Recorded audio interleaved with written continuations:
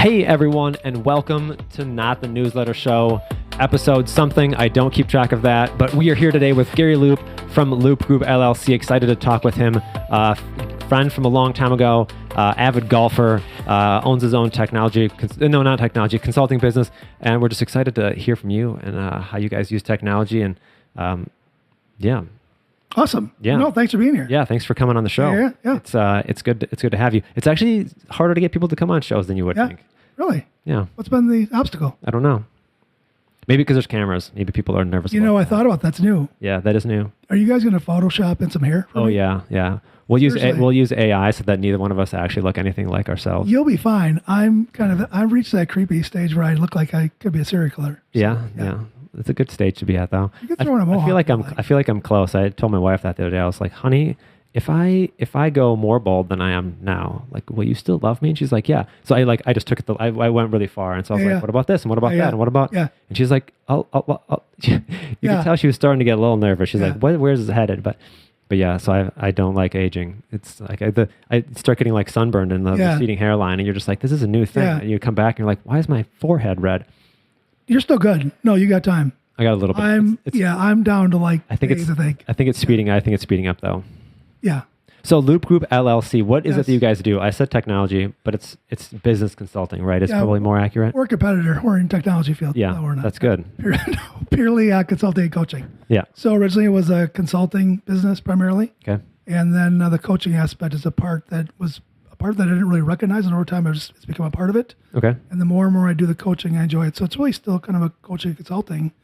And of course, you were integral in this whole process because I started the business and I need a website. That's probably the wrong word. Integral is the wrong word. Really? I literally read. Call me out. I like that. What, yeah. Really? You weren't not integral? No, I don't think so. You think it's a math term? No, I know what the word means. I just don't think that's an accurate description of us. I think we literally registered a domain for you, and then you found someone to build you a website. No, you were integral because I told you I had this idea, and we sat at like various locations. So they kicked us out. This is probably one of those things where, like, the thing you thought you needed that was like really complicated and tricky. Yeah. To us is like probably in the same way you sit down with people and they're just like up against a brick wall, and you're just like, oh, this is easy, right? You just gotta like.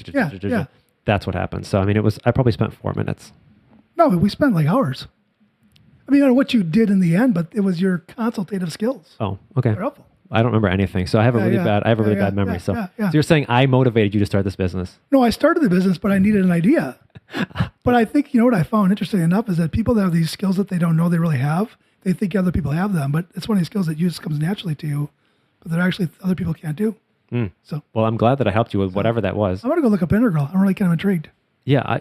I mean, I thought you were saying I was integral because I helped you register a domain name, and I was like, wow, that might not be the right word. But if there was something else I did, then I'm glad that I helped out in some way or another. Yeah, no, so what? I don't remember this conversation though. Yeah. We'll have to talk about this. I'm glad later. It was so memorable, Chris, that you are. We talked. We went very deep. I wept for hours. And then you just forgot. I think I have so many conversations, and I think the pace of my life, and you're a little bit that way. I think the pace that I live at, I just can't remember everything. Yeah. Because you're just like, and it's same for you, I think, because everything just is, I don't know, just how I think just happens. And so if I tell someone something, it's just like, well, this is just the way it is. This is the right answer. And so it's not like, it doesn't stick in my head because it's not different enough to be memorable.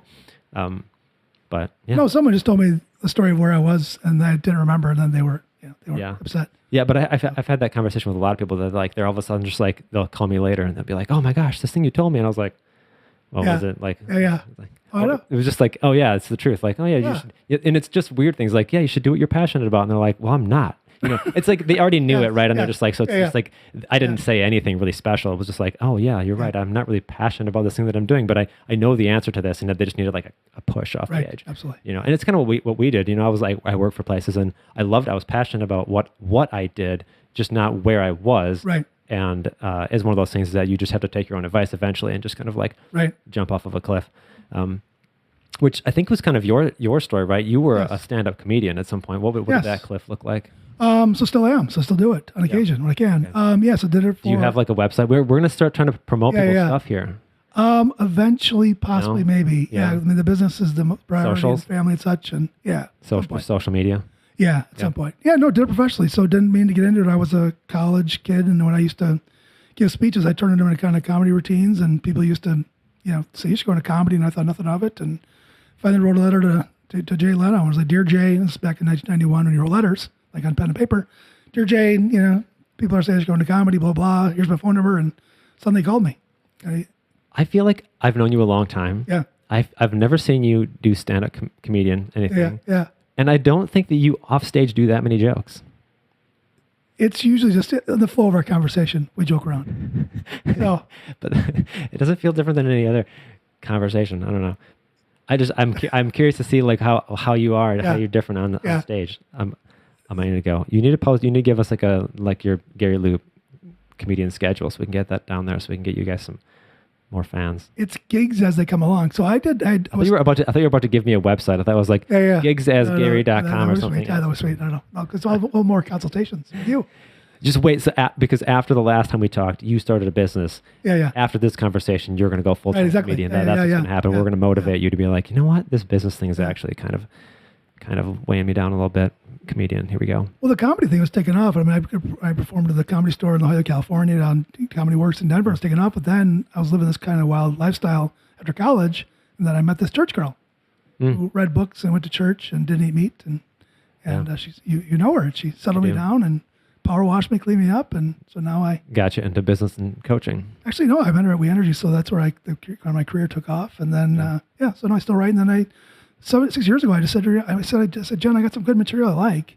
And I said, I don't want to come out to clubs. I said, what do you think? She said, do it. And next thing you know, 5 paid gigs came out of nowhere. So it's cool. Yeah, that's really neat. That sounds fun. So does technology come into your business coaching at all? Or yes. Or how do you see people that you're coaching, and like how do you see them using technology? Is there anything that... Yeah, in a lot of ways. So in my prior career, I was often kind of airlifted into parts of companies with hundreds of people. Right. My job was to help them figure things out and get them on the right track.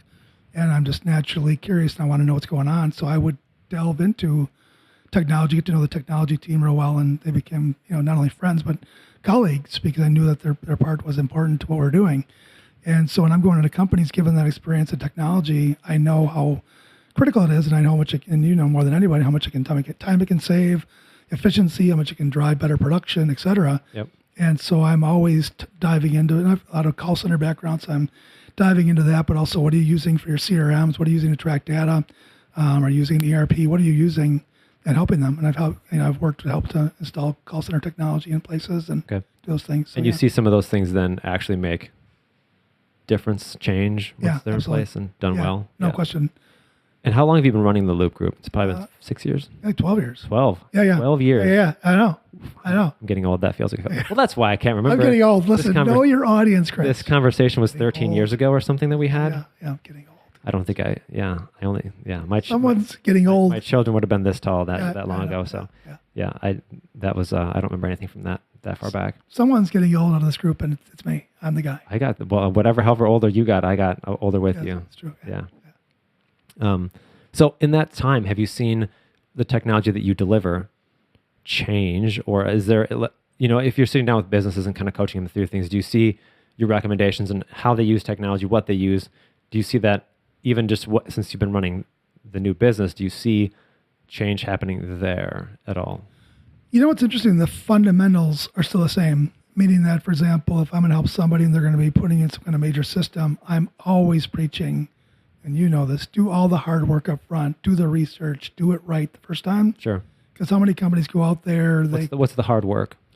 Preparing for what... Like planning? Yep, all the planning, absolutely. Understanding what you currently are doing, how you're going to be doing in the future, how you're going to implement all the things, and of course, more than ever, and I think where it's really... So I'll start with where it's the same, is the prep work, because a lot of organizations, as you know, they just want to get it in and then solve problems later. And once you do that, I've seen organizations where that can immediately, number one, that it's not a good implementation, the rollout doesn't go well, employees lose confidence, and assistants lose confidence in their leadership team.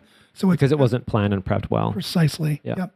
But I think where it's going to become different is now all the plugins, all the different things that it integrates with. Does it the Zoom integrate? Those different kind of things. That's where it's changed. Okay. But the fundamentals of also communicating with your teams And again, as you're getting ready to do this, to make sure they understand what they're doing, plenty of mock training time, et cetera, so that everyone, when day one comes out, there's inherently going to be a bug or two, but you've inherently knocked out almost every possible error that can be out there. Sure. You probably want them to be on your team, right? You want them to feel like part of that Absolutely. At some point, so that when it does come out and there are things, they feel maybe part of that that implementation.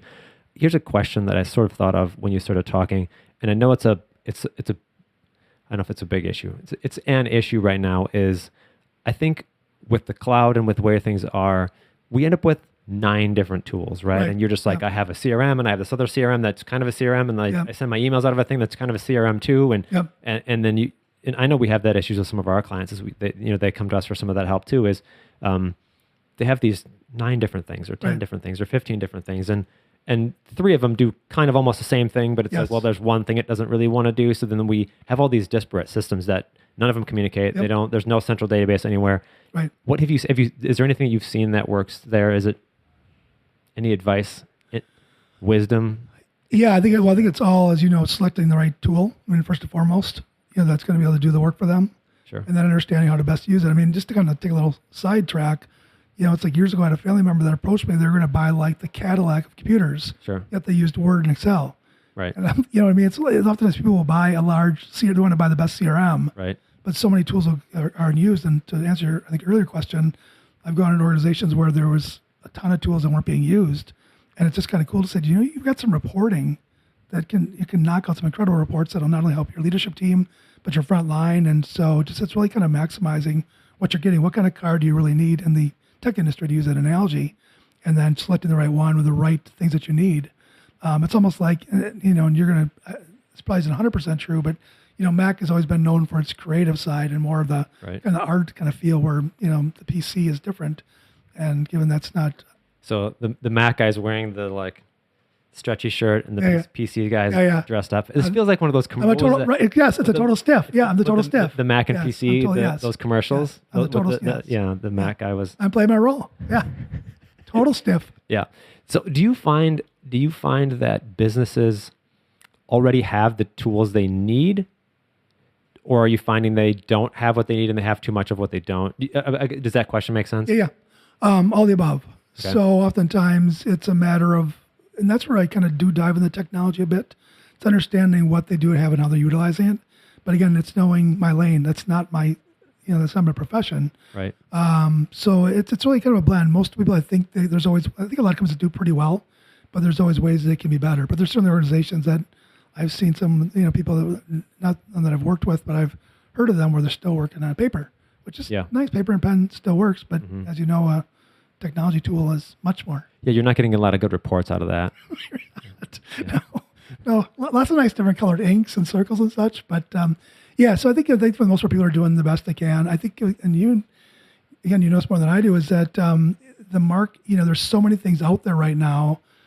It's really kind of identifying what's the best out there. And then, of course, because technology is changing so rapidly, what might have been today's best flavor or the best option in 6 months may not be there. And even companies that have long been great players may have been bought out, and the new holding company is not doing the same service the previous one did. Yeah, so those are almost worse too, because what they'll tend to do sometimes is they'll buy the company, let them kind of do whatever they want, so that they'll have their systems in place. But then they're like, oh, you always have to use ours too, though. So now you have another technology stack that's kind of complicated. It's like, how does this interface with those two things? And interesting. Well, on a side note, it's like with Dot's Pretzels was bought by Nestle's. I've noticed they're not as flavorful. Yeah. So they've. Not surprising. Yeah. Not to bag on Nestle. Nestle's not a sponsor of CEA, is it? Not yet. No, okay. No. I mean, they can be if they want to. Nestle, if you're watching this, we'll definitely put some. We'll definitely stick a Nestle sign back there if we have to. We'll dispel the fact that I was wrong. That it's just my taste buds that are dying, and not the Nestle podcast. Will immediately take this entire show down. Right. Exactly. If Nestle gives us, if they give us like $10 million, that would be enough, I think, right, for us to just delete this podcast, but sign up. Ban episode, whatever, with that Loop guy, the balding guy, and just I think we're on 5. Right. Okay. Maybe 5. Seems like the right number, but it could be wrong. It could be 6. That's good. I think we have some in the hopper too, so I don't know what number this is going to be. Okay. I probably should figure that out beforehand. That would be if we weren't on episode 6, if we were like 83, we would have had that locked down, right? If I see it in like 2026, I'll know it didn't go well. Yeah. It'll be on season 2, episode 9 or something like that. Right, exactly. Yeah. Exactly. It'll like be on like Christmas Day or something like that when no one's watching. It'll come out on the 4th of July when everyone's 10 p.m. Yeah. Everyone's gone. Yeah. Yeah. It'll be just part of their 10,000 other emails they get when they come in. But it's in your sort of services list of like CRM, technology, phone. I mean, it does look like you're calling out some of those things, right? Yep. So it's definitely part of your review process, right? Yep, absolutely. Yeah. Yeah, your picture looks good there though. That looks sort of current. Well, there was one previous to that was old, and I'd meet someone, let's say it was like a warm introduction to somebody. I've seen people do that. Yeah, at a coffee shop, and I'd see someone walking in and they couldn't find me. And that's how I knew it was time to change. It's like their prom photo. Yeah. That's what I knew. For 38 years, and you're just like, you show up and you're like, I'm looking for so-and-so. Yeah. I don't see them here. Like, oh, they're right over there. Yeah. Not what I was expecting. And I would ask the question, I'd say, were you looking for the guy that was on the LinkedIn photo? And like, yeah. And then I'd sit there and then I'd know it's time.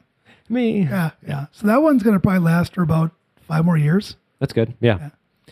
Yeah, we change our website a lot, so I feel like our stuff is getting updated pretty frequently. Yeah. But again, you get old fast. Like I feel like even the last year or two, I've noticed it. Like when it starts happening, it goes really fast, right? So I'm just like, even the pictures from 2 years ago now are like, that doesn't really have the current hairline anymore. Yeah. So how do you see AI? Do you see artificial intelligence at all?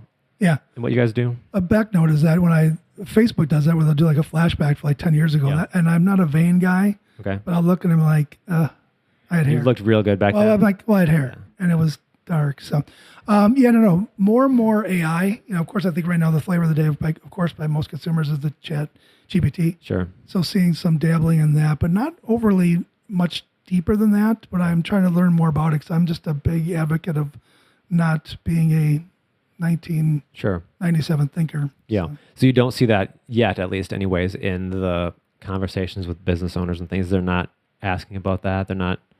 More and more, right? So it's really becoming more, and that's why I'm trying to become more and more educated. In fact, I emceed an event several years ago. It was an AI conference. Okay. And then I went to recently one too. So I'm trying to stay really on top of it because I know it's here and it's coming. Yep. And I don't want to be left behind. Sure. So I'm initiating, and even to something as dumb as cyber attacks are crazy. I just went to a car dealership this week. As you might have heard, there was a huge hack, like 13,000 dealerships. Yep. And of course, now they're talking that Alexa, that she can, of course, listen to you, and you may be giving away key company information that basically turn off Alexa. So just even like some simple tools that, again, likely may not end up into some kind of crazy cyber attack. Yeah. And so it's just that awareness of what's listening, who's listening on that level. Yeah. And then there's AI, kind of the chat GPT level. And then how can we use it to automate and move things forward? And that's listening too. I mean, not that it's listening, but by default, if you use the free version, it is capturing the questions, the data, the responses, all that, so that it can get better at doing the machine learning. And I think they're a good company. I think they're obviously keeping it secure. Yeah. But the downside is everyone could be susceptible to. I imagine ChatGPT was a good target, right? Yeah. I think hackers tend to find a good target, right? With the Ascension breach recently and the car dealerships and things like that. I think if there's things they can find, they'll try and get larger organizations. Because if it's a similar amount of work to get a small organization and a big one, they're going to go after it. And they're going to go after all of them because sometimes they just don't know who they're getting. But I think if they're doing targeted attacks, they're probably going after some of those larger companies in an effort to get more data, more money if there's a ransom situation.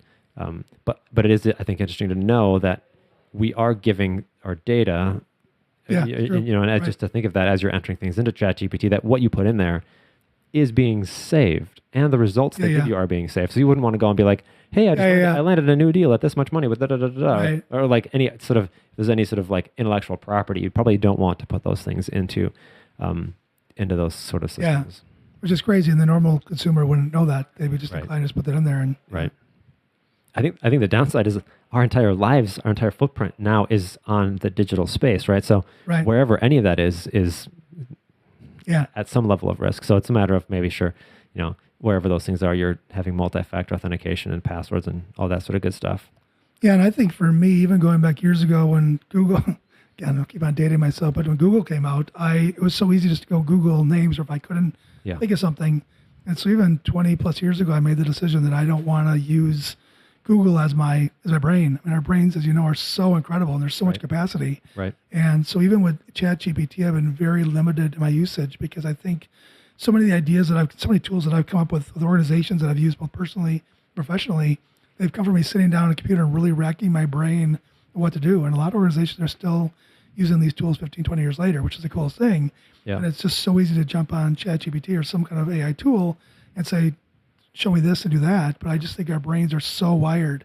You know, it's almost like from a physical standpoint, it's taking the stairs versus the escalator. Yeah. You know, it's just my mind is always trying to keep my mind at its freshest and always keep my body at the freshest. So, right. Yeah. And I think there's probably some sort of a healthy balance in there somewhere where there's a way that it can speed up some of the things you might do, or even I think it's kind of a cool tool for in the corporate space from a coaching and business perspective to analyze a lot of data really quickly, right? So if it's just like, hey, yes, we'll build the programs, we'll build the systems, we'll get the data and the analytics we need. But I think to take some of that stuff, you could take a big spreadsheet and put it in ChatGPT or put it somewhere, a Copilot or something, and say, hey, let me know what you think of this. Whatever the question, whatever the thing you're looking for is like, you know, how many hours on average do all these employees work, you know, in the 30-second week? And it'll go through and pull out data that you don't have to go find the crazy algorithm you'd have to build into Excel to get some of the information you would want. And so some of those tools, I think, are helpful and not necessarily a crutch either, right? Where you're just like, I know how to do this. I could do this. It might take me some time, but to be able to put some of those things together. But yeah, I agree. I think it's being used sometimes as a crutch where you're just like, I'm just going to take this whole thing, like build me a report, build me this thing, build me an offer letter, build me this, you know, termination agreement, build me this new contract. Do that, like, and so I think in business, people are using them for more and more things. And I've seen people that do it. And the crazy thing is I think in a similar way, like a teacher would notice, right? It's like, I know people really well. And there's like a consistency and there's like a format and a thing. And then all of a sudden you get like this 10-page, very formal thing. And it's just like perfect. And it's it looks like the CEO of Google got in a room with 30 of the most genius people in the world and wrote this thing. And you're just like, no harm, no foul. But like you just know. And so some of those things feel weird to me. I like business to also feel personal. And so I think there's a disconnectedness, I think, when we start using computers or technology too much to kind of do our job. But I think there's going to be a balancing act we need to play, and I think we need to start having conversations about the balancing act to be like, hey, what's the right amount as like a society, even to be like, what's the right amount? Where do we find this is going to be a tool? Where is this going to be like, no, and it's going to have to be a human limit because there's nothing that will stop you from Well, I think there's like the brain, you know, just using our brains, and there's kind of a hybrid where you're using a little bit of both. Right. And then there's just pure like an AI kind of thing. Yeah. So, for example, I was listening to your previous podcast about the calculator, and that was a great analogy. That's another good one. Yeah. You know, like, for example, I was raised on the flashcards. And again, I'm not suggesting that's the right route. Right. But I use basic math all the time. And so, I mean, that's kind of like I'm using my brain. I'm not going to lose track of that. But, of course, if I do need the 85 times 276, well, then why wouldn't it's kind of that hybrid approach. Yeah, exactly. And then there's kind of like, at what juncture do I just turn this whole thing over? So, in the, my call center world, when we had 3 million phone calls a year, and we're open 24 hours a day, using a tool that'll tell us how many calls we can expect on average and how many people that we needed on the phones per half an hour, I'd be an idiot to sit down with a spreadsheet. I mean, so I think there's that ability. You're saying if you had AI at that point, you would have used it for some of those things. Oh, certainly. Yep. Yeah. We had a tool then that would calculate it. And that's when, of course, I could have done it on a spreadsheet, but it would take an hour. That's what I mean. There's kind of this, you know, kind of brain / hybrid / you know, peer technology kind of approach. Yeah, exactly. It's interesting to see. It's interesting to see how that is gonna pan out. But I think it's got to be something that we just kind of have conversations about, to be like, hey, you know, knowing the history of like, hey, we use calculators and now I can go to the store and give someone an extra penny and I have to then tell them to change, and you're just like, I was in the era of the calculator, right? And so like I was on that fringe of, and so, but to have some of those conversations, I think even people in the AI space have started to say that, of just like, hey, like we maybe should slow down here and pause and think about this a little bit. I think it's the same thing in businesses, right? You're saying, hey, let's stop and look at all the tools we have. Let's pause a second and be like, hey, we're implementing a new CRM. What does that look like? What's it going to affect? What systems are going to be in this? How is it going to affect the business? How long is this going to take? Is there going to be downtime? How much is the training? How often do we have, like, we probably have to run this side by side. So that means we're double entering things for some period of time. I think you're right. People don't ask those questions and sit down and think about it. And they just like, let's go for something. And then it's catastrophic. And then they never really use the tool to its full capacity either, because you didn't really think about it. So by the time you're done, that new system is still 30% utilized, and it does things that some of your other things too that you could just have combined down into and planning in. Well, it's funny, if you talk to any of my clients, though, or even my wife or anybody, I'm always saying I don't want to have a conversation in October 2024 that I could have had in June 2024. Meaning, it's all about that planning aspect where, in October 2024, something goes deeply awry that we could have known in June would have gone awry if we'd have done the right research and planning. So, like I said, I think clients can quote me, and I always say with love and with a tongue-in-cheek, use a little humor with it. But I'm always like, what do you think? You're like, we don't want to have a conversation 3 months later, so then we could have known then. And that's a big, how many times do you see, we could right now Google companies that had failed releases, failed et ceteras. And you really, if you went back to the planning, that was the planning stage. It really was, that stuff could have been planned and figured out before. Those things always shock me, especially in technology, when a release comes out for something and a really simple bug happens, like, phone calls don't work. And you're just like, you didn't put a beta program together or something, or an alpha program to just be like, send it out to some people and be like, hey guys, we can't make phone calls. Like, maybe you need a bigger sample size than like 9 or whatever. Like, we just only with people that do text messaging only, and no one ever picked up their phone, and then they just like release it to the world. Yep, no question. Yeah, hilarious stuff. And it's funny that it happens even at the larger scales of the enterprise. Right? Yeah. Well, I think in some of those companies, there's been so many mergers too, where organizations, trying to combine different tools, and there's just these massive hacks or massive gaps and holes and left. And like I said, everybody suffers. I mean, the employees suffer, the leadership suffers, the customer service, and everybody suffers. And that's why I just think that planning aspect, that's what's one of the core values of my company is it's planning. Even in my business, it's planning. It's what does it mean, what it's going to do, and technology. And again, because it's growing so quickly, and as I said a moment ago, whatever today's technology in a year may be obsolete or not the right option. So it's just, trying to always be remaining on our toes. Yeah. Do you see technology, or how do you use it if you're doing like meetings? Are you trying to have them in person? Are you doing Zoom stuff a lot? Are you doing I know you're probably the busiest person on the planet that I've ever met, right? Like, so how do you say efficiency and those sorts of things? Like, how do you manage that? Yeah. Balance. Are you doing a lot of video? Both. Calling. So kind of hybrid. Yeah, a lot of hybrid. I mean, I really do like virtual. Yeah. I live in West Bend. A lot of my organizations are in Milwaukee. From an efficiency standpoint, it's huge because the amount of travel time and things like that it adds up really fast. Yeah, and in my work, I like to really build very deep friendships. It's really built again. One of the cornerstones is trust and confidentiality. It's being able to have someone that they can rely on, not only on a professional level, but on a personal level. Yep. And as a result, what I found is that I can still make an emotional connection over virtual. If I felt I couldn't make that emotional connection with somebody virtually, then I wouldn't do it. But it's still happening. However, there are some conversations where I feel I'll have one coming up, and it's a good conversation, but I think it's best had in person because, again, it's all that nonverbal, whatever, 70% of communication is nonverbal.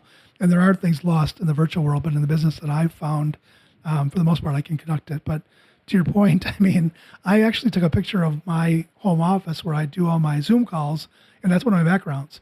So there's times where I'm supposed to be in Milwaukee County or Washington County within a half an hour. And I don't currently have a private jet or a private helicopter. Sure. So I have conducted meetings out of either like a local, establishment or whatever, or even out of my car with a virtual background where they're seeing my home office. That's kind of cool. I'll tell them. Yeah. But again, you kind of set it. You can kind of tell when people move around though. Yeah. And I always tell them up front because I'm not going to be like, well, I'm at home. I mean, come on. Yeah. But I mean, to your point, and that's why being the busiest guy, it's one of those things where I have to be cautious of that because I am always trying to fit a million things in, sleep less. Connect all the dots, and so it works perfectly out. And then if anything goes bump in the night, and then the whole thing, it's like a tower of cards. It's like going to the doctor, right? Where I always feel like I thought the doctors were late and rude, and I don't know that that's true. I think what happens is like someone shows up to their first appointment at 8:30 instead of 8, and like and then he's off by half an hour the rest of the day already. And someone comes 15 minutes late then, and and then it's just like, and you're there like, this guy's 45 minutes late. This is ridiculous. I thought we had a schedule here. We figured out, but no one else cared. So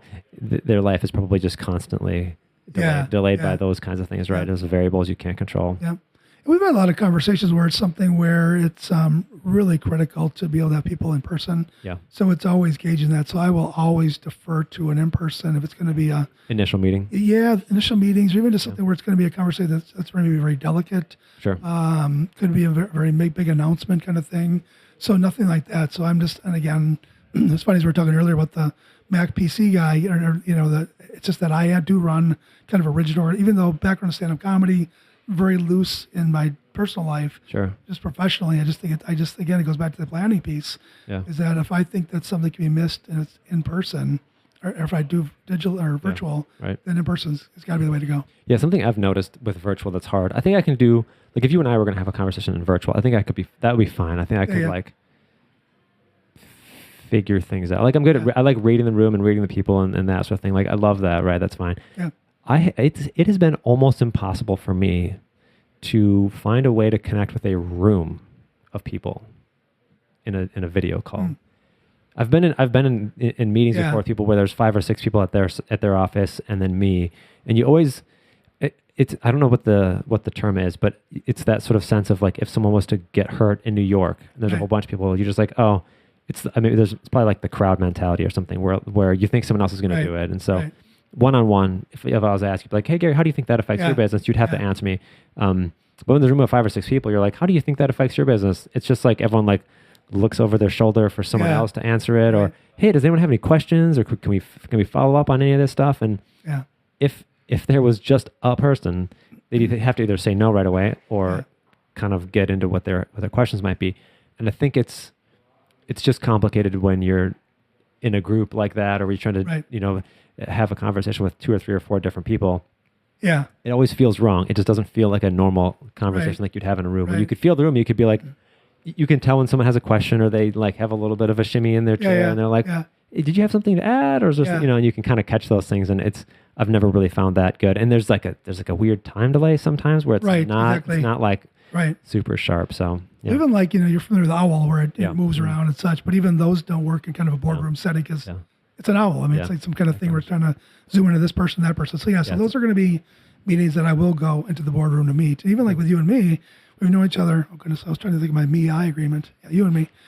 But we, because we've known each other long enough, virtually, I would have felt very comfortable we could have done it. Sure. But whereas we're meeting one-on-one, things are just lost. So it's always trying to just understand what can be lost in that conversation. But I think those delicate, important announcement kind of things always, it's just trying to identify kind of those kind of things. But you're right, if you're speaking to an audience via, through virtually, people are going to be prone, and I'll be guilty, looking at my phone. It's much easier to be able to look down at the phone. Distracted, working on something else while you're actually on the camera.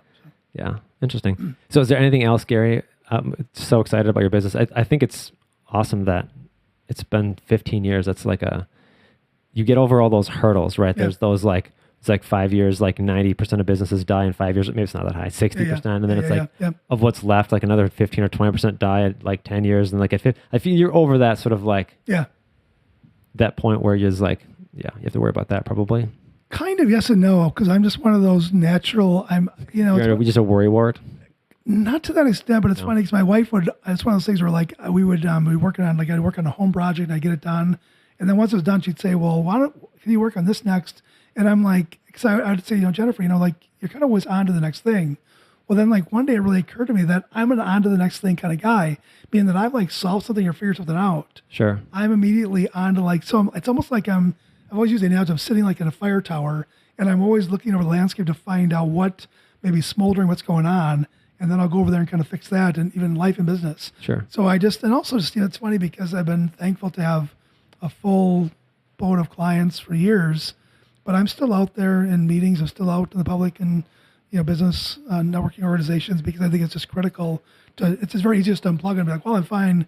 But it's always that thinking ahead, that knowing that differences may come or something may happen right anymore. So I just kind of live in this heightened state of awareness all the time, and again, what's funny about the not sleeping, being busy, and heightened state of awareness, I don't coach that. Yeah, right. But I also tell them the way I think and do that I'm not, that this is not the thing. You're like aware that it's not something that you would recommend to other people. Right. And I'll tell them out loud too, because even like with LinkedIn, one thing that I'm not the greatest at is engaging. Okay. But I do advocate for engaging. But thankfully on the SSI score, I'm in the top, 2% or 1%. So I am doing it, but it's not my natural place to do it. Okay. But so if I'm an advocate for it, I should be doing it. So that's right. So you should be getting more sleep is what you're saying. If you were talking to yourself, you would slow down a little bit, be more confident in the fact that you've been in business for 15 years and the chances that it dies now is like really, really close to zero. Oh, I think it still could die tomorrow. 15 years. 12 years. 12 years. Yeah. Okay. I was like, man, I feel like we've only been in business like 16 years or something. Yeah, I wouldn't die, but it's just I just don't want to ever. I said there's probably the theme of today. It's just I've always thought just awareness. It's just always been planning and awareness and be ready. Yeah, right, exactly. It's probably good. Yeah, my dad always used to say, prepare for the worst, plan for the worst and expect the best or something. I don't know. Yeah, one of the, yeah. Yeah. No, and I know. Expect the worst and plan for it or something to that effect. Yeah. Just like, you would never like sort of like sit back on your laurels and just like, things are going well. We're just going to roll down a hill now. That you're just constantly stretching and learning and using things better. Yeah. Yeah, I know. And I'm thankful because for all and praise God for just all the success, not in the corporate and the consulting world. So I think there's a lot of things, but for me, there's just this thought of, I kind of go back to the Depression era. I go back to '08, when things were just absolutely shut down. And so if we, again, this economy is weird, where I really feel like we could have a 50% correction tomorrow. I mean, there's so much stuff. So I want to be prepared. So when I say I could die tomorrow, I don't believe that, but I just have that awareness that I live as if tomorrow may be So what you're saying is we should get out of all the asset classes and put everything in cash? Is that what you're saying? That's a whole other podcast. Oh, is it? Okay. The fact that we own like $33 trillion, and then So not cash gold, something that's not going to completely be worthless tomorrow? Historically, printing your own money and buying your own debt is not a great plan. I thought you were gonna say historically printing your own money is a bad idea. Like that we shouldn't be printing our own money. I thought you were about to be like, true, like who's printing their own money? That was a governmental. Yeah, guys, some advice: don't print your own money. Yes, yeah. If you learned that here on the podcast first, like, comment. I just can't get that strip to work out. Where like that stripper, they look at, I just can't. You can't. That's been the struggle for you. Yeah. And I got an inkjet too. Yeah. I think it's that little thing where they take those little pens and they swipe them with that little, paper checker thing. And I think I have an inkjet printer, so I probably need a laser printer. Okay. I've got a lot more work if I want to be in the counterfeit money industry, which I don't really not too interested. That's good. Yeah. So real estate, is that what you're saying? We're thinking get into real estate quick. We got some real estate, which is nice. Yeah, but I'm very concerned. about our economy. And of course, I think the world knows we've been buying our own debt and printing our own money for 16 years. So it's just, the dollar's becoming. We're just gaming the system. That's what we're doing. Yeah. We'll figure it out. I don't know. I think America thinks that we're just enough of the I don't even know what the right word is, but that we just can't do anything wrong. So it'll just be fine. Yeah. We've not had a real recession in 16 years, and a recession wouldn't be good for either of us as business owners, but recessions have always been a good way for the market to kind of... I mean, we can buy cars for cheaper, and that would be good. Right, exactly. Well, anything for cheaper. Yeah, exactly. That could be a good thing. Yeah, exactly. Yeah. I think people still need what we offer in a recession. Yeah. I mean, businesses still run. There's still people need people to help them. I mean, and honestly, I think then they need advice in that sense of okay, now I'm in a recession business. Okay, Gary, how do I do this? How do I budget? How do I plan? How do I keep people? How do I I think if you're in one of those businesses that is something that you need all the time, I don't know. Right. Well, I spent a lot of my time on the expense side. So, for example, with my time at Wisconsin Energy, sure, a lot of it was just trying to find ways to save money anywhere we could. Right. And so that's where I can help clients a lot. But I mean, it is kind of those situations where, because it's funny because back in 2019, they said the recession's coming in 2020. Then in 2020, they said it's 2021. So keep on getting this thing coming. So I'm always with my clients, kind of back to your dad's quote, which we'll figure out at some point, because I know what you're saying. Mm-hmm. But look it up. But it's a plan for the best. I don't know. But the point is that I'm always plan for the worst, hope for the best. It's definitely in the right zip code. Yeah, hope for the best, plan for the worst. Flip it however you want to do. But the point is that I'm always with clients, having them. We have the foot on the gas pedal, no question. Right. But there's always that anticipation of if things were to end, because again. Yeah, because you can't save your way to prosperity. That never works. I've seen people try and do that where you're maybe we can save some money, and you're just no, you have to earn the money first. Right. You can't save money you haven't earned yet. It has to be it's a little bit of both. Yeah. But because if you go back to '08, that happened overnight, and so it's just always having them be aware of. Were you in business in '08? Not on my own, but I was in a corporation where I was carrying quite a bit of budget, and so I had to find millions of dollars, which it wasn't just laying around. It was. You had to dig for it a little bit. Yeah. Oh yeah. It was underground in those in those like chests from like open in 2036. Exactly. You're like, no, I'm opening it now. The time capsule. Care. Yeah. Time capsule money. People stuck hundreds of thousands of dollars in there just accidentally. Yeah, I remember going through that time, and it does help you. I kind of had that mentality already, but it does help me to even turn that up a little bit more, right? Yeah. You're like, hey, it could get this bad, and these things could happen, and things like that, and so we did, I think, even adjust some things we do differently and better than through that, and then you go through COVID, and then so I think as a business you kind of learn from those things. Yeah, and even like technology was key in finding that money. Yeah. It's how do we try to automate things? How do we try to eliminate things? How do we try to educate customers in such a way that they won't? Yeah, find efficiencies. Right, absolutely. And that was huge in terms of trying to find that money. Mm-hmm. And that's all the video. Our entire production thing started because of COVID. I was like, I love our customers. I love being in front of them. But now I couldn't. And so I was like, I don't know. We're all stuck in our houses. I'm like, I'm just going to buy a camera. I've always been a photography guy. So I'm not really creative. Like I can't draw anything, but I've always been sort of creative in like the photography space for some reason. I don't know why. I can like see a good thing, but I can't make it. Yeah. I don't know. Maybe that makes sense. Maybe I don't know if that's like a thing, but it was one of those things. I was like, I really want to get in front of our customers and make sure that they're aware. Like, hey, here are some of the issues in technology. Here are some of the things. I think that's the point of these, so people can say, hey, we are planning a CRM or an ERP or a thing, a conversion or a migration. Like maybe we should just not like pick one and turn it on. And if there's things we can add value to their lives and help them, and maybe they can call you up and they can help, you can help them walk through some of those things. Like those are awesome. So I think if we can help people, that's wonderful. And that's how this whole thing started. It was, how do we use technology, help people go through this weird time that we're going through, and find a way out of it and stay current, stay relevant through it. Yeah. And it's turned into kind of a cool thing. I think people like it. We have, like, I don't get it. Like, I love everyone that watches this. Like, I love you guys, whoever's behind that watching me right now. I love it. But we like see people around there like, we watched all your newsletters and all your podcasts, and I'm just like, they're not even good yet. Like, I don't even like, we're just like testing the waters on some of these things. Like this is very new for us. We're like 2 months into this, and people are watching it, and I love that. And so thank you guys so much for doing that. It means a lot to me, actually. Yeah. I was just saying what's interesting too about the pandemic is that think about like a Zoom or virtual technology, whereas prior to that, really very few people were using it. Right. Whereas just think about how many, I'm thankful in so many ways where, again, living in West Bend, that I can now use this tool. Sure. But also folks that might have had disabilities or physical limitations or couldn't make something, they were make time to make it, they can do it. So it's almost like it fast forward us like 10 to 15 years because we had to. Yes, totally. Yeah. So it shows you two things. One is that it was incredible, the results of it, but it shows you as a society, as a people, we can advance very quickly if we need to. Well. Yeah. It was one of those things I always had the desire of doing, like in our conference room here, like bringing clients in and talking about things and having these sorts of conversations and that sort of thing. And it's complicated because you have to get people here. Yeah. You have to find the time, get the food, do stuff, and not everyone wants to do it, and so then they would miss out. And so I think some of these platforms are really nice because then you can get in front of people, you can get the same information out to them if they're interested, and they can eat lunch at their desk and they can watch it. They can listen to some of it in the car. Like this goes on. And so I think some of the technology is awesome that we can execute some things that 10 years ago, 12 years ago was.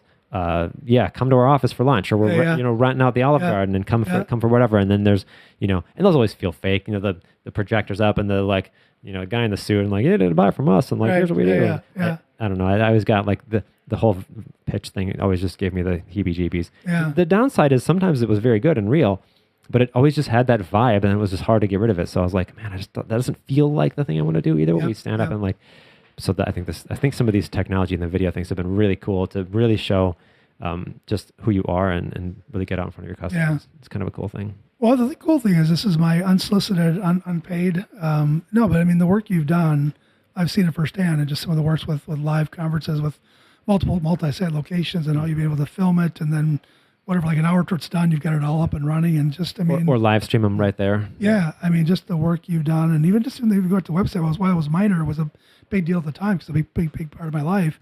But I mean, just the work that you've been able to do has been incredible. It's just very versatile, very well thought out, and So big kudos what you're doing. It's fantastic. Yeah. And I love changing things. So I love not changing things. I love learning. Learning is better. Changing is not necessarily accurate. I love learning. So I think I think for us to be able to learn something new is like just kind of like gets the brain flowing a little bit to just be like, all right, we have to figure out how where these wires go. What do we do with this? And how do we get 3 cameras up to the internet quickly and build a production plan for this? And then also not waste everyone's time. And have it still be valuable for the customers. Right. And for the people that come, obviously I thank you guys. Thanks for coming all the way out here. Obviously you guys have to drive all the way out here. And so it's like, just want to make sure that it provides value, right? Oh yeah, of course.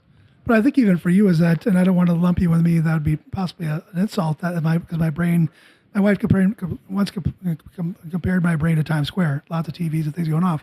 But the point is that it seems like, going back to my point about always being kind of on my toes, tell me if I'm wrong, but it feels like that's what you would do in your business. You're not thinking, well, we've got a plan here in 2024. We're going to lock that in for the next 2 years, meaning that you're always adjusting or adapting and trying to find the next best thing to do it. And I think that's essential. Yeah. Yeah. And video, was one that was shocking to me. I was just like, we just kind of started doing it. And then we're like, well, let's just keep going. At least let's be consistent. Yeah. If we're going to do something, let's at least be somewhat consistent. And you start hearing feedback and people email you like, oh my gosh, I love it. I sent it to my mom. I sent it to my aunt. Like, oh, we da-da-da-da-da. And you're just like, huh. Maybe people like this. That's shocking. You know, like I just thought this was me. Just, I don't know. Right. Yeah. And so it's really awesome to start seeing some of those things. And I'm sure in your business to see some of those businesses turn corners, right? Where you're just like to start seeing some of that is really, really awesome to be part of that. It's such a blessing. Yeah. And even in your work, I think just watch, and now I feel bad. I didn't send you a text to say I really liked it, but no, they're really, really good, informative. And because you were kind of, again, if you're not a client, you don't get much of our like publications. Oh, no, well, you and I still intermingle and the friendship and such. So I should have sent you notes. So this is my after the fact. No, they're great videos, but I think it's great what you do. But no, my end, it's been, it's funny. It's almost like some kind of bizarre codependency, and it's not that I'm codependent, but if my clients, if there's something that goes wrong, I take that very personal and I take it very seriously. And thankfully things have gone exceptionally well. I think you should, because I think then you're invested in what they're doing. Oh, yeah. We have it the same way with our clients. I think it's what helps us. We're not as shiny and fancy and polished as most IT companies, but we actually care like a lot. Oh, yeah. And I think we can prove it by being in a room with people or being on these videos. I think it comes across just like, absolutely. Yes. In the same way, if you're down, I'm down. If something's broken on your system, it's broken on my system. Like we go 100 miles an hour until that thing's fixed. And I think it's the difference between this is bad because our competitors are going to watch this. Don't do this if you're a competitor. Yep. Keep not caring about your customers. Exactly. And the post-show notes. Exactly. No, it is. My joy is watching others succeed. So, I mean, that's where I get smart. It's not even, and again, I'm always, not only the professional level, the personal level, watching breakthroughs, that is like years of things that might have been kind of just laying back in the weeds psychologically to kind of work through those over a period of time. Sure. And then to see that change has been phenomenal. Just really, that's my joy. Absolute joy. Yeah. It's a cool thing about owning a business. Yeah. Well, it's been awesome to have you on the show, Gary. Is there any final thoughts you had? No, thank you. This is great. No, and I think just keeping the conversation going on AI, because it's such a weird, it's so interesting. It's one of, you start seeing senior executives who put together AI leaving the industry because they're afraid what they created. It tells you how much potential there is, but how much danger there is. And it's funny because I grew up on a kind of a larger chunk of property, and we used to do kind of controlled fires where we'd burn it. I remember one time, like I burned too much and it started to like get out of control. Yeah. And so I was beating with a shovel because if it got out of control, it's going to burn down a bunch of stuff.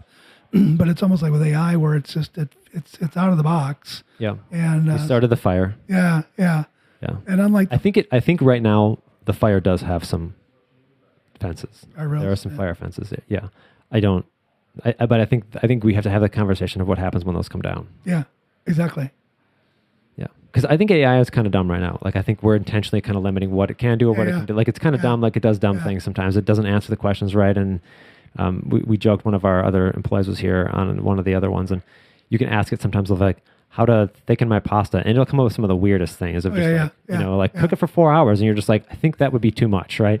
But like any human would know that, but I don't remember if that was the answer. It said put like, I don't remember what, add something weird, but sometimes it comes up with weird things, and so it's not there yet. I think there's some guardrails intentionally so that it's making mistakes because it doesn't have access to everything. Yeah. But I do think it's part of that conversation. So if someone wants to get in the loop, yes, I'm going to use that was good. He didn't pay me to say that. Yeah. How would they get in the loop? Well, there's a website URL that someone may know about. It's www.loopgroupllc.com. And again, I did the www. Right? You probably don't need that anymore. Loop Group LLC. Yeah. That's just my age. Loop Group LLC, phone number 414-315-7750. Always happy. Oh, you are going to get spammed. You just put your phone number on the internet now. That's not, that's... We take that out, right? No, it's too late. Yeah. It's already live. Okay. Is your phone number already on your website? I believe so. Just take that off. I don't know. I don't see it. Maybe not. Maybe not. Now it is though. Right. It's still live. Yeah. Now 187 people that got this are just going to call you. Exactly. Yeah. That's good. You'll get 187 new clients. Every person that watches is going to call your number and get you to help them with their business coaching. Well, I love the spam texts because they're always so off the mark that I'm just like. Yeah. I got one the other day. I was like, "Hey, Mary, how are you?" And I'm like, "I'm not Mary." And they're like, "Oh, who are you?" And I was like, I made up something else. Like, And like 2 seconds later, they're just like, "Oh, sorry," and then they're like, "Oh, how are you?" And I'm just like, "What? You were looking for Mary, and now you care how I am." I was like, "What's going on right now?" Yeah. Now you're getting creepy. Yeah, exactly. But yeah, it's been great to have you here. So excited that it's been 15 years in business for you. Hope that continues for many more. It's been a pleasure being part of your business and part of your story. Obviously, maybe more even than I remember. So yeah. That's awesome. If you want to find Gary, obviously check him out, loopgroupllc.com. You have his phone number now as well. And it's as a reminder, in case this is the first time to spam, you can now. Yeah. If you don't want to go to his website, you can literally just call him straight away. Exactly, so, but yeah, it's been great to have you here, Gary. Awesome, same here. Thanks for your time. Thanks for making the trip out here. And we will see you guys on the next episode. All right. Yep. See ya.